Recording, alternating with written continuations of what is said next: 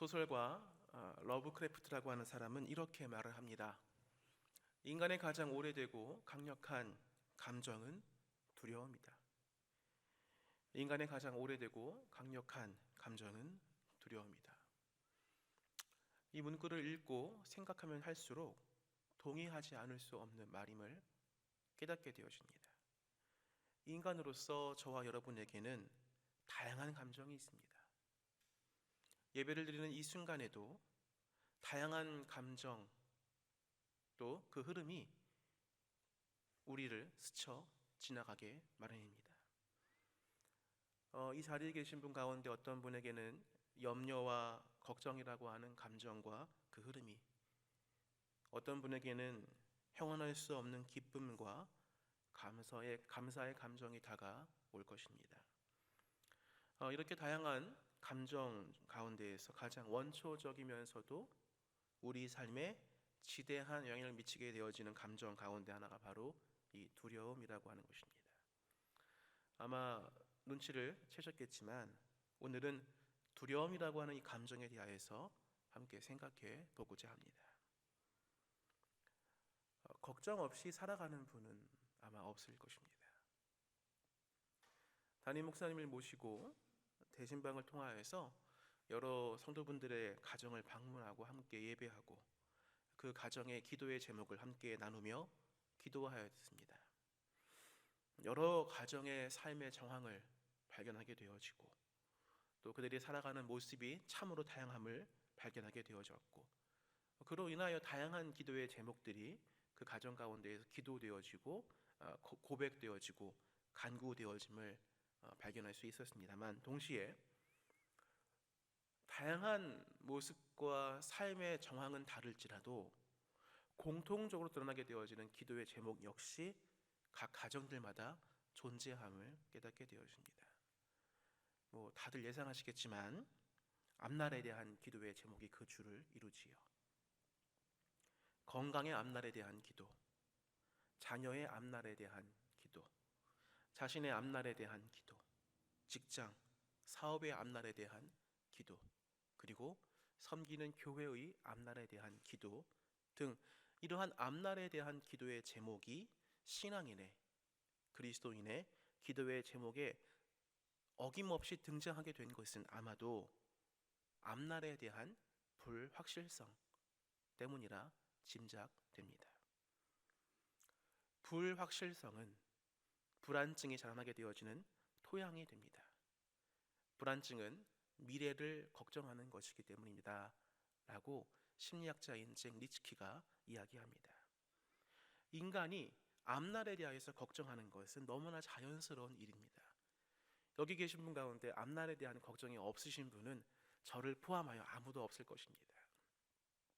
그건 자연스러운 거예요. 앞서 언급드린 것처럼 이 말을 하고 있는 잭 리츠키 교수는 인간의 뇌에는 모든 부정적인 부정적인 가능성을 상상할 수 있는 능력이 있다고 합니다.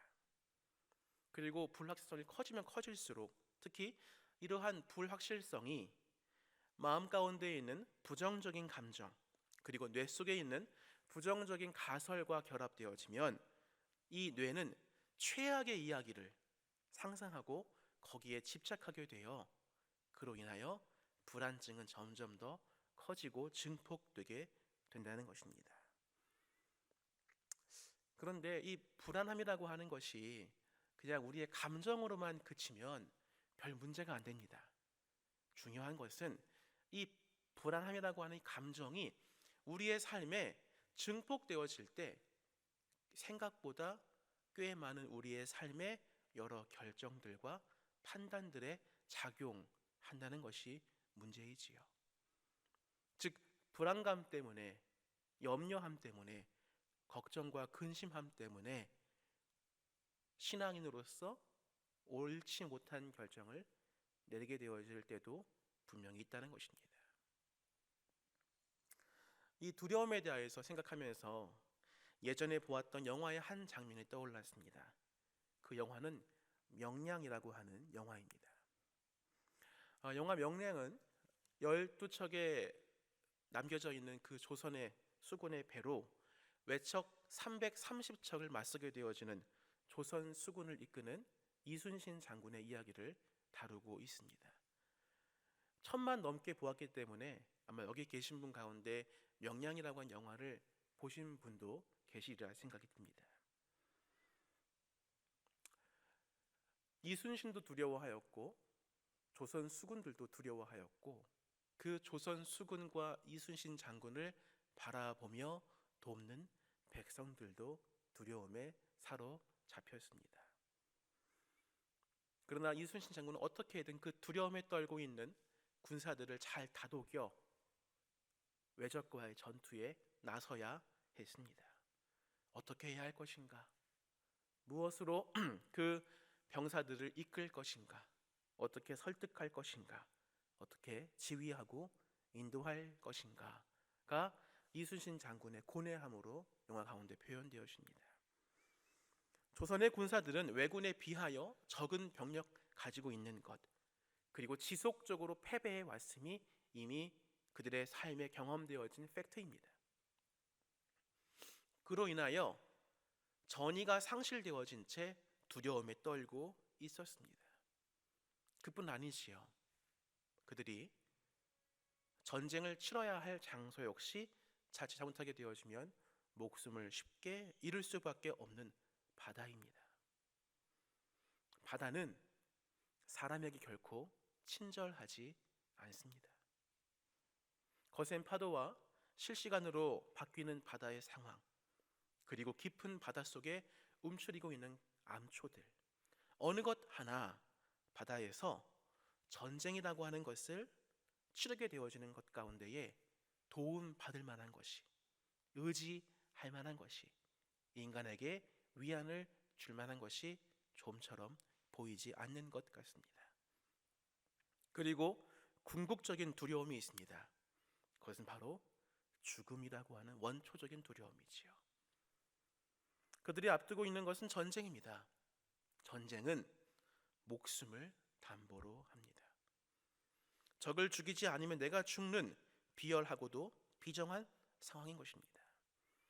그 전쟁이 열리게 되어지는 바다는 어떻습니까? 바다에 빠진 자의 인정사정을 봐주지 않습니다. 저 깊은 바다에 빠지면 그것은 곧 죽음을 의미합니다. 전쟁에서의 패배에 대한 두려움, 장소인 바다에 대한 두려움, 그리고 궁극적으로 죽음에 대한 두려움이 조선 수군과 그 수군을 이끄는 이순신 장군이 극복해야 할 두려움이었습니다. 그래서 장군은 이렇게 두려움에 떨며 전의를 상실한 병사들에게 어떻게 그 두려움을 극복할 수 있을지에 대해서 고뇌합니다. 그래서 사증시색, 색증시사, 즉 죽고자 하는 자는 살고 살고자 하는 죽는다라고 하는 말로 독려하지만 병사들에게는 그 장군의 이야기가 마음에 다가오지 않습니다. 심지어 병사들을 이끌어야 할 중간 관리자인 장수들도 이순신 장군의 이야기를 듣고 마음의 감동은 받을지언정 그들 앞에 닥쳐오는 두려움을 극복하지 못합니다. 그래서 해가 뜨고 바다에서 왜군을 맞이하게 되어지는 그 전연의 순간 가운데에서 이순신 장군을 따라오지 않고 멀리서 전투와 전쟁이 어떻게 되고 있나 그 상황을 관망하고 바라봅니다. 결국 이순신 장군 홀로 적군의 그 많은 배를 맞이합니다. 왜군에 맞서 죽기로 싸웁니다. 그러한 장군의 모습을 보게 되어진 병사들과 다른 장수들은 그제서야 죽음의 두려움을 극복하고 마침내 용기를 내어 싸웠고 기적 같은 대승을 이루게 되었다라고 하는 이야기가 명량이라고 하는 영화의 이야기입니다. 근데 여러분, 우리가 생각해 보면 만약에 이순신 장군이 생각해낸 전술, 전략이면 조선 수군이 수적으로 아주 열등하지만 지속적인 패배감에 휩싸여져 있지만 그럼에도 불구하고 왜군을 물리치고 승리할 수 있을 만한 확신, 즉 앞날과 미래에 대한 확신이 있었다면 병사들은 수적 열세에도 불구하고 배의 부족함에도 불구하고 그 전쟁이 펼쳐지게 되어지는 깊은 바다의 무서움을, 그리고 궁극적으로 죽음에 대한 두려움을 극복할 수 있었을 것입니다. 왜냐하면 승리할 것을 확신하였기 때문이지요. 오늘 그 확신을 경험하게 되어진 사람들을 만납니다. 여호수아를 비롯한 이스라엘 백성은 요단강을 건너서 가나안 땅에 들어갔고 처음으로 만난 여리고 성을 함락시켰습니다. 그 과정에서 여호수아와 이스라엘이 경험하게 되어진 것은 하나님께서 함께 하심이 승리를 가져온다는 것이었습니다. 하나님께 승리할 수 있도록 모든 것을 지시하셨고 그 지시하심에 순종하면 그들의 수가 많든 적든, 전쟁에 대할 잘 준비가 되었든 안 되었든 상관없이 하나님의 승리하심을 경험하게 된다는 것입니다. 그런데 여리고 성을 함락한 이스라엘이 아이 성을 만나 대패합니다. 철저한 패배였습니다. 이 아이 성 패배에 대한 경험은 여호수아와 이스라엘 백성들에게 하나님께서 그들과 함께 하심에 대한 의심과 불확실성을 가져옵니다. 그 의심과 불확실성에 대하여 여호수아와 이스라엘은 이렇게 반응합니다. 여호수아 7장 7절 말씀을 함께 읽어보겠습니다. 자막을 띄워주시면 함께 읽어보겠습니다. 시작. 슬프도소이다 주 여호와여, 어찌하여 이 백성을 인도하여 요단을 건너게 하시고 우리를 아모리 사람의 손에 넘겨 멸망시키려 하셨나이까. 우리가 요단 저쪽에 만족하게 여겨 거주하였다면 좋을 뻔하였나이다. 아멘. 지금 여호수아는 하나님께서 그들과 함께하지 않으셨기에 이스라엘이 아이 성과의 전투에서 싸움에서 패배한 것이 아니라 하나님께서 그들을 패배의 자리로 이끌었다라고 항변하고 있습니다. 하지만 그것은 올바른 항변이 아니었지요. 아이 성과의 전투에서의 패배는 하나님께서 그들과 함께하지 않으셨기에 일어난 것입니다. 여호수아 7장 12절의 가장 마지막 부분을 보게 되어지면 하나님께서 이렇게 말씀하십니다. 내가 다시는 너희와 함께하지 아니하리라. 이것은 무엇을 의미합니까? 하나님께서 함께하심, 하나님께 동행하심, 하나님께서 우리와 함께 거하심이 이스라엘의 실존적 이유의 근거라는 것입니다. 즉 이스라엘이 존재하는 것, 이스라엘이 쓰임받는 것, 이스라엘이 활동하는 것, 이 모든 것들의 이유는 오직 하나님 한 분만으로 귀결되어지는 것입니다.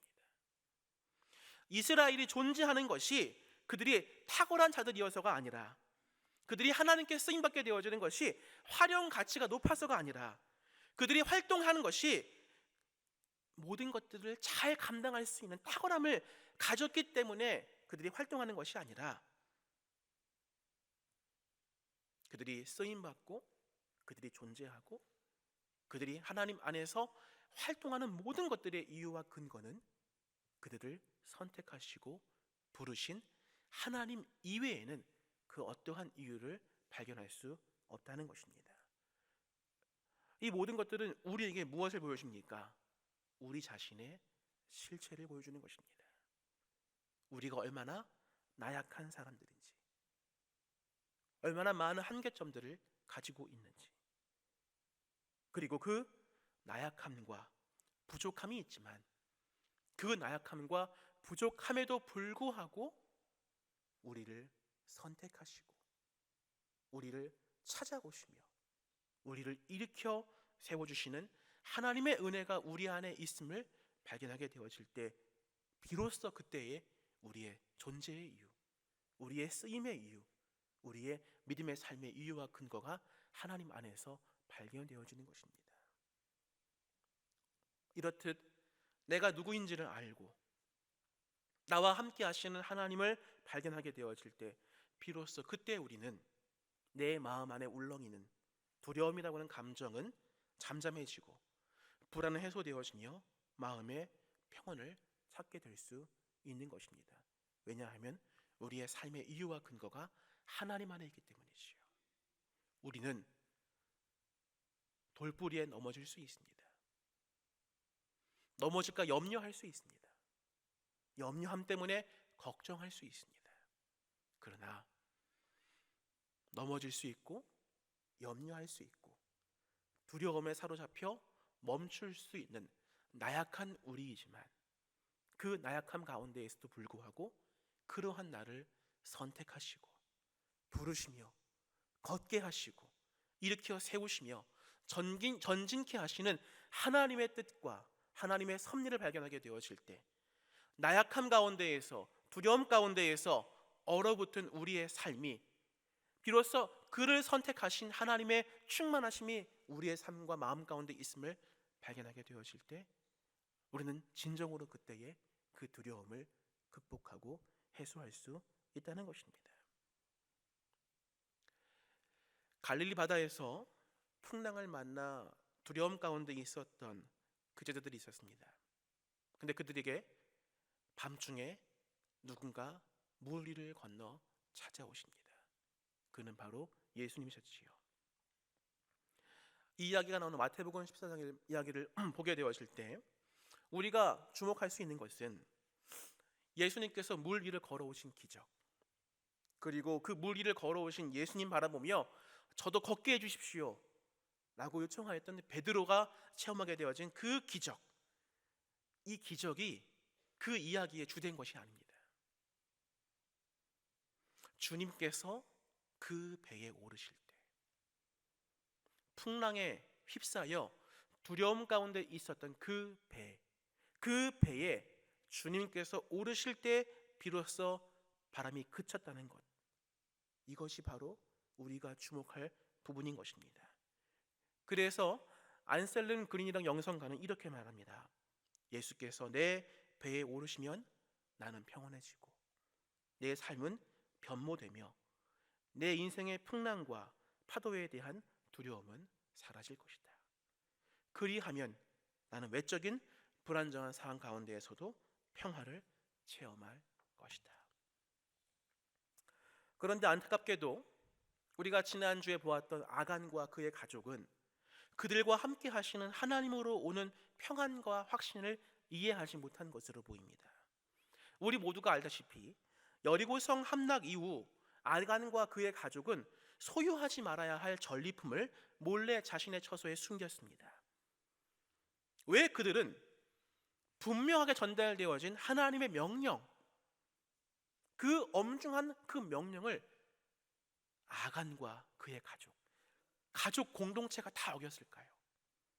왜 가족 공동체가 함께 담합하여 하나님의 그 엄중한 명령을 어겼을까요?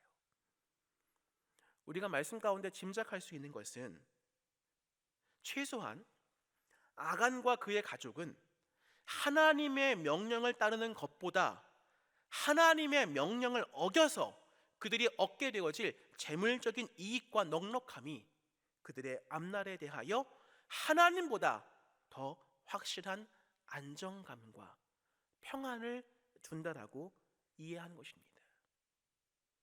그들은 아마 가나안 땅을 정복하게 되어지는 그 날부터 자신들이 몰래 축적해온 그 재물이 그들의 부유함과 넉넉함의 보증이 되는 것을 꿈꾸며 가족적으로 부정한 재물을 숨기고 축적하는 것을 결정하였을지 모릅니다. 그리고 이 생각과 결정의 근저에는 무엇이 있습니까? 바로 미래에 대한, 앞날에 대한 불확실성이 있는 것입니다. 그 불확실성 때문에 임하게 되어지는 두려움이 있는 것이지요. 즉 하나님께서는 아간과 그의 가족의 범죄, 그 범죄를 통하여 단순히 아이성이 패배되어지는 것을 우리가 바라볼 수 있지만 그 근저에는 가장 확실한 하나님에 대한 믿음이 있고 하나님께서 우리의 삶과 함께 하심이 가장 우리의 확실한 우리 삶의 보증임을 늘 경험하며 살아가지만 그래서 하나님께서 나와 함께 하심이 은혜이구나, 감격이구나, 기쁨이구나 라고 우리의 마음과 입술과 생각을 통하여 고백하지만 여전히 삶의 정황과 불확실함 가운데에서 살고 있기 때문에 나약한 우리의 존재가 믿음의 판단과 결정을 내리기보다 나 자신의 유익과 평안을 유물론적인 것에 근거하는 선택을 내리게 되어지는 저와 여러분이 아간과 결코 다르지 않음을 말씀을 통하여서 우리에게 깨닫게 하시고 고발하시는 것입니다. 여러분, 아간과 그의 가족의 결정이 그들의 고민과 결정이 비단 그들만의 고민과 결정이었습니까? 오늘을 살고 있는 저와 여러분의 고민과 결정과 다르지 않습니다. 제가 이렇게 말씀드리니 마치 하나님께 우리의 삶의 현실적인 성공과 재물과 건강을 간구하는 것이 가치 없고 혹은 믿음의 저급한 요구와 요청이라고는 오해가 생기지 않기를 바랍니다. 우리는 우리의 삶을 위하여 간구해야 합니다. 저는 여러분의 기업과 삶과 건강과 자녀들이 믿음 안에서 잘 되고 하나님의 은총과 은혜를 경험하기를 기도합니다. 그렇지만 동시에 우리는 그 자리에서 한 걸음 더 나아가야 합니다. 한 걸음 더 전진해야 됩니다. 그 자리는 어디인가? 다니엘의 고백처럼 그리 아니하실지라도 흔들리지 않는 믿음을 경험하고 고백하는 자리인 것입니다. 그래서 우리가 믿음의 삶을 살아갈수록 하나님의 은총과 은혜를 고백하면 고백할수록 하나님의 역사하심을 경험할수록 나와 함께 하시는 하나님의 충만함이 우리의 삶과 마음과 우리의 심령에 충만히 채워져 하나님으로 흔들리지 아니하는 삶.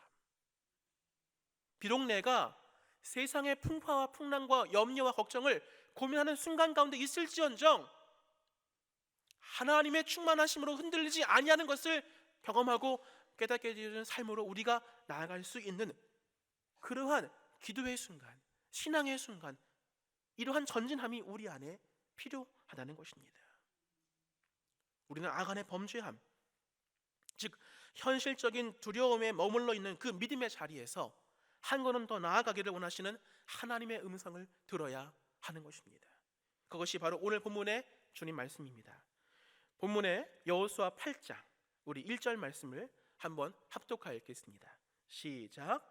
여호와께서 여호수아에게 이르시되 두려워하지 말라, 놀라지 말라. 군사를 다 거느리고 일어나 아이로 올라가라. 내가 아이 왕과 그의 백성과 그의 성읍과 그의 땅을 다 내 손에 넘겨 주었으니. 아멘. 이어서 8장 18절 말씀 한 번 더 합독하겠습니다. 시작.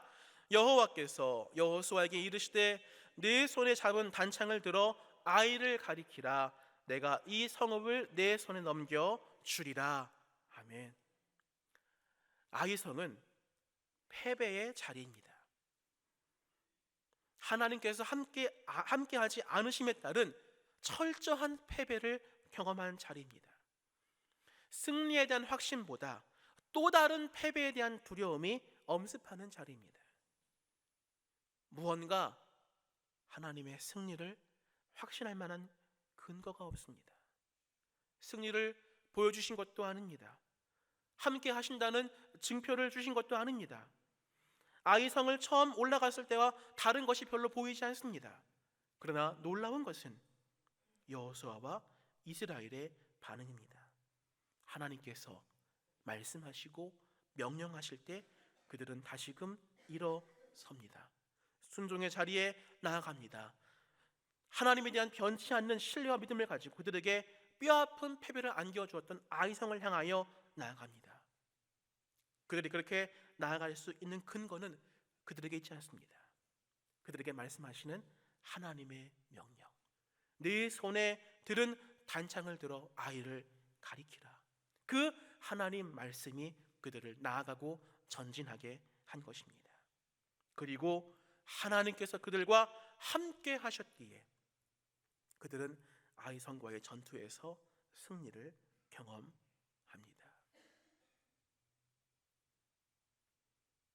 두려움을 가져오는 참 여러 정황들이 우리의 삶 속에 엄연히 있습니다. 그러한 삶의 정황 가운데에서 하나님을 향한 믿음을 잃지 않고 붙드는 것은 결코 쉽지 않습니다. 그러나 그럼에도 불구하고 그 인생의 주인이신 하나님을 향하여서 믿음을 잃지 않았던 한 인물을 회고하는 것으로 오늘 말씀을 맺으려 합니다. 요셉은 모진 인생을 걸어왔던 인물입니다. 형들로부터 미움을 받아 버림받습니다. 노예로 팔려 애굽에 갑니다. 그러나 애굽에서도 모함을 받아 더 깊은 감옥에 갇힙니다. 요셉은 결국 3번이나 죽음의 구렁텅이에 던져졌습니다. 하지만 요셉은 거대한 풍랑과도 같은 이 고통의 상황 속에서도 그의 인생을 주관하시는 하나님을 향한 믿음을 잃지 않습니다. 모든 역경과 상황과 풍파 속에서도 주를 향한 신실한 믿음으로 자신을 지키며 견디어냈습니다. 그러한 요셉의 이야기를 담고 있는 성경 말씀은 그러한 요셉을 하나님께서 보살피셨다라고 말하고 있습니다. 결국 요셉은 주를 향한 신실한 믿음으로 고통의 파도, 인생의 풍랑을 견뎌냈고 그의 꿈, 하나님의 약속이 요셉을 통하여서 이루어졌기 때문에 그의 삶이 하나님께 선용되었다. 그 선용되어짐을 통하여 하나님의 역사하심과 계획하심이 드러났다라고 그의 인생을 고백하고 있습니다. 이제 우리는 우리 스스로에게 물어보아야 합니다. 남은 우리의 믿음의 삶, 이 삶을 어떻게 살아가야 할 것인가? 여전히 우리를 향해 다가오는 거센 파도와 모진 풍랑, 그 두려움을 자아내게 되어지는 이 상황 속에서 우리가 어떻게 믿음으로 살아가야 할 것인가? 그때마다 우리는 그 두려움을 이기는 힘이 어디에서 오는가? 이 물음에 신실한 믿음의 답을 내릴 줄 알아야 합니다. 여호수아와 이스라엘 백성들, 그리고 요셉처럼 신실하신 하나님을 믿으며 신실하신 하나님으로 충만하여져서 우리의 삶에 정황이 있지만, 풍랑이 있지만, 염려할 거리가 산적해 있지만, 그래서 두려움 가운데 머물러 있는 것이 당연한 우리의 삶의 결과일지 모르지만 거기에서 벗어나 신실한 믿음의 선택과 결정을 하여 풍랑을 잠잠케 하시는 하나님, 우리의 인생의 피난처가 되시는 하나님, 우리의 삶에 해결되시는 하나님, 내게 가장 선하고 좋은 것을 베풀어 주시는 하나님, 내 인생을 끝까지 붙들어 주시는 하나님, 내 삶의 진정한 탈출구와 구원 되시는 그 하나님을 충만히 우리 마음 가운데 채워넣어 삶 때문에 흔들리지 아니하는 믿음, 우리를 둘러싼 환경 때문에 넘어지지 아니하는 믿음, 그리 아니하실지라도 굳건한 믿음의 삶, 충만하신 하나님의 충만하심으로 승리하는 믿음의 삶 살아가시는 저와 여러분 되시기를 주의 이름으로 간절히 축원드립니다. 이 시간 함께 말씀을 의지하여 함께 찬송하겠습니다. 오늘 함께 찬송할 찬양은 전능하신 나의 주 하나님입니다. 참 가사의 고백이 귀합니다. 아마 모르시는 분도 계시고 하겠지만 한번 가사를 천천히 곱씹으시면서 그 가사의 고백이 그저 곡조의 고백이 아니라 저와 여러분의 고백될 수 있기를 바라며 함께 찬송하겠습니다.